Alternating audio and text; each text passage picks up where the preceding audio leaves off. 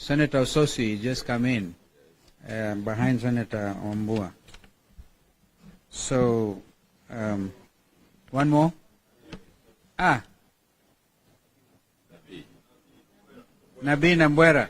Thank you, Nabi. I remember you yesterday when you stood on a point of order. Yeah, thank you. I'm therefore going to read the resolutions of the Azimio la Umoja One Kenya Coalition Party Parliamentary Group meeting, which was held yesterday and today, comes to an end, 16th and 17th of September 2022. The Azimio la Umoja One Kenya Coalition Party has successfully concluded a 2-day parliamentary group meeting in Machakos County. In the meeting, the parliamentary group took stock of the state of the nation and developed its plan for the 13th Parliament. From the outset, we wish to associate ourselves fully with the remarks of the Right Honorable Raila Odinga when he opened the meeting. The Right Honorable Odinga's speech has brought to the fore very pertinent issues that should form the basis of serious national discourse going forward. For the avoidance of doubt, Azimio Oka is legally and legitimately the majority coalition in the National Assembly. This is not a matter for determination by any individual or office. It is simple arithmetic.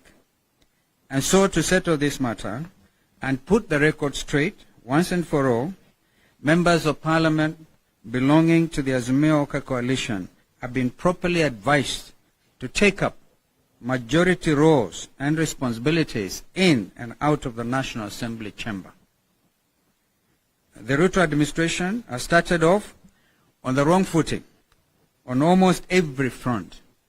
Most painful to the ordinary Kenyan is the declaration that Kenya Kwanza will not subsidize consumption, but will channel subsidies to production.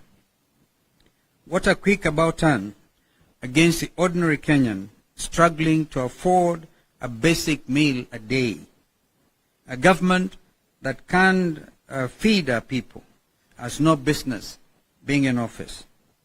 The import of this statement by the Ruto administration is that this government is committed to collecting taxes from the suffering masses to give a lifeline to big manufacturers of food and non-food items. The question to ask is, who are these producers going to be selling their products to, since the ordinary Kenyan can hardly afford a simple meal? Why has the hustler, quote-unquote, narrative disappeared so soon? In a blatant but ill-advised move to placate the judiciary and further weaken the legislature, the president has done the unthinkable. He has purported to allocate the judiciary some token funds to ostensibly move forward the agenda of an independent institution. This is a mockery of the basic intelligence of consumers of justice and must be seen for what it is. Financial and operational autonomy of the judiciary cannot and will not be guaranteed by tokenism. It can only be assured by creating an environment that guarantees clear separation of powers between the three arms of government. And whereas funds are necessary for effective dispensation of justice, it is not the business of a president acting in isolation to allocate funds to the judiciary. Appropriation of funds to public institutions is a constitutional mandate of Parliament. The President must tame his appetite for throwing money at institutions to buy friendship. He must keep up the judiciary and let the legislature do its work. As part of the Ruto administration's vindictive agenda, plans have already been initiated to hound out of office the 4 IEBC commissioners, namely Juliana Cherera, Francis Wanderi, Irene Masit, and Justice Nyang'aya, plus the Deputy CEO, very hard-working Madam Ruth Kulundu, for refusing to toe the line. We totally condemn this brazen act of witch hunt and demand that the President and his agents leave those officers alone. On our part, we commit to do whatever it takes to protect those officers from any attempts to infringe their basic rights. We have noted several cases of disproportionate allocation of nomination slots for MCAs to political parties across the country. For instance, in Tana River County, Ford Kenya won one MCA seat and was allocated one nomination slot. In the same county, Wiper Democratic Movement won 2 MCA slots but was not allocated any nomination slot. Similar cases clearly. Sorry. Okay. Yeah.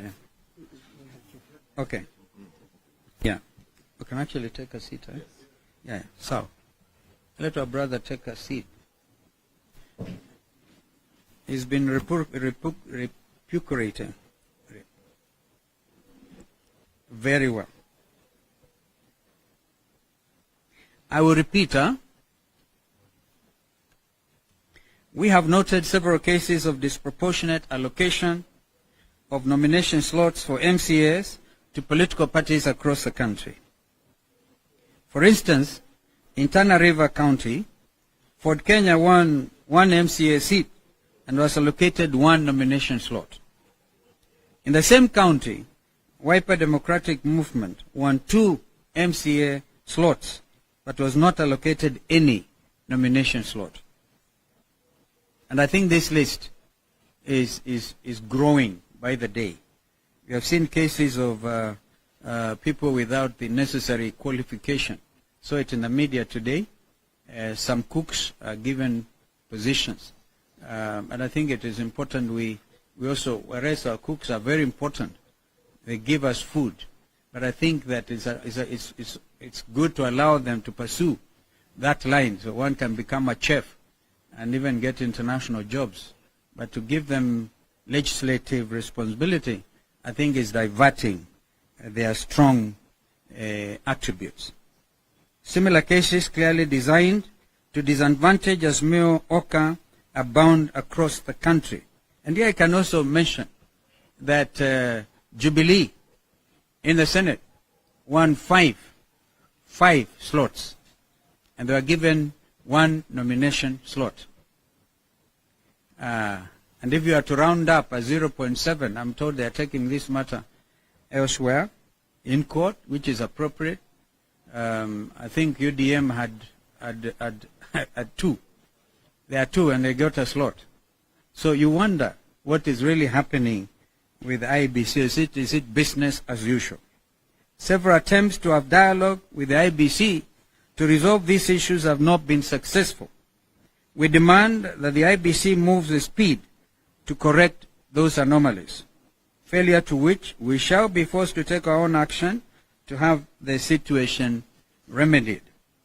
We have heard with consternation pronouncements from the Order Brigade calling on the DCI to keep off public offices and retreat to their headquarters. Apart from interfering with the independence of the National Police Service, we take such edicts to mean the room is now being officially created for looting of public resources to go on without hindrance.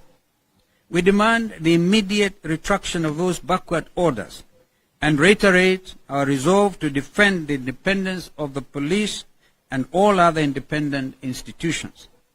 We have also noted with concern the return of roadside declarations as official channel of espousing government policy. This is happening even before a cabinet that meets the dictates of the Constitution is in place. This should worry every well-meaning Kenyan.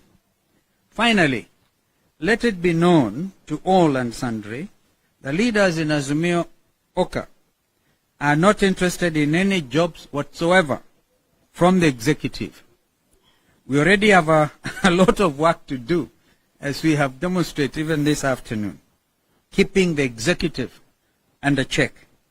And truth be told, the insinuation from a section of Kenya Kwanza leadership that legislators allied to them are in government any more than those allied to Azimio Oka is a demonstration of lack of understanding of the basic principles of Constitution 2010 on their part.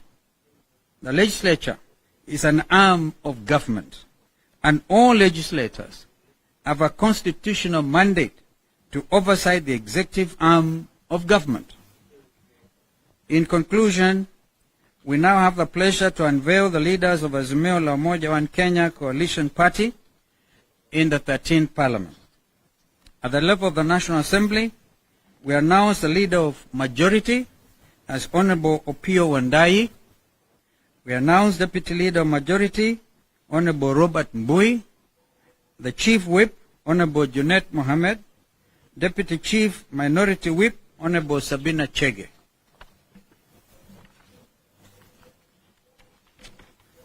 At the Senate, because we recognize we are down by only one senator, the Leader of Minority is Honorable Stuart Mazayo, Senator for Kilifi, and Deputy Leader of Minority, Honorable Enoch Wambua.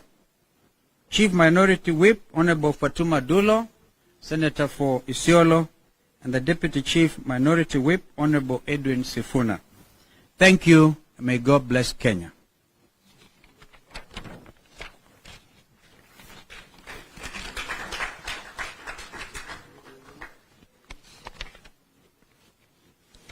Actually, ni hayo tu.